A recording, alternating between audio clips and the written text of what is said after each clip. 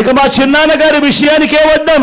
మా వివేకం చిన్నాన్నను ఎవరు చంపారో, ఎవరు చంపించారో ఆయనకు, ఆ దేవుడికి, ఈ జిల్లా ప్రజలందరికీ కూడా తెలుసు ఏం జరిగింది అన్నది.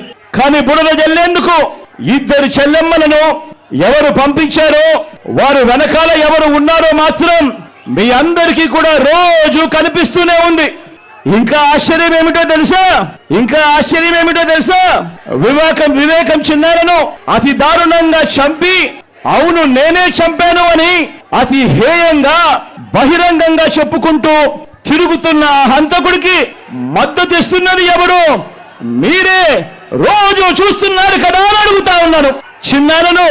చిన్నారను అన్యాయంగా ఎమ్మెల్సీ ఎన్నికల్లో ఓడించిన వారితోనే, సంఖ్యాబలం లేకపోయినా కూడా ప్రలోభాలతో, అధికార బలంతో ఓడించిన వారితోనే ఈరోజు చట్టా పట్టాలు వేసుకొని తిరుగుతా ఉన్నారు అనంటే దానికి అర్థమేమిటి అని చెప్పి సందర్భంగా అడుగుతా ఉన్నా.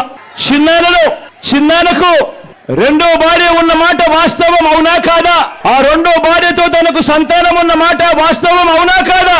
అవినాష్ అక్కడికి ఎవరు ఫోన్ చేస్తే వెళ్ళాడు వంటి అనేక ప్రశ్నలు అవినాష్ తన అనేక ఇంటర్వ్యూస్ లో, తన ప్రెస్ కాన్ఫరెన్స్ లో తాను లేవనెత్తిన ప్రశ్నలు సహేతుకమే కదా అని చెప్పి ఎవరైనా అవినాష్ వైపు ఎవరైనా మాట్లాడితే చాలు వెంటనే వారి మీద కూడా అడ్డగోలు ఆరోపణలు చేస్తూ కుట్ర రాజకీయాలు చేస్తా ఉండడం ధర్మమేనా అని చెప్పి ఈ సందర్భంగా ప్రతి ఒక్కరిని కూడా అడుగుతా ఉన్నా. ఆలోచన చేయమని చెప్పి ప్రతి ఒక్కరిని కూడా అడుగుతా ఉన్నా. ఇలా చిన్నాన్నను ఓడించిన వారిని గెలిపించాలని తిరగడం కంటే దిగజారుడు రాజకీయాలు ఎక్కడైనా ఉంటాయా అని చెప్పి ఈ సందర్భంగా అడుగుతా ఉన్నా. మరో వంక కాంగ్రెస్ పార్టీకి ఓట్లెన్నొచ్చాయి. మరో వంక నోటాకు వచ్చినన్ని ఓట్లు కూడా రాని కాంగ్రెస్ పార్టీతో,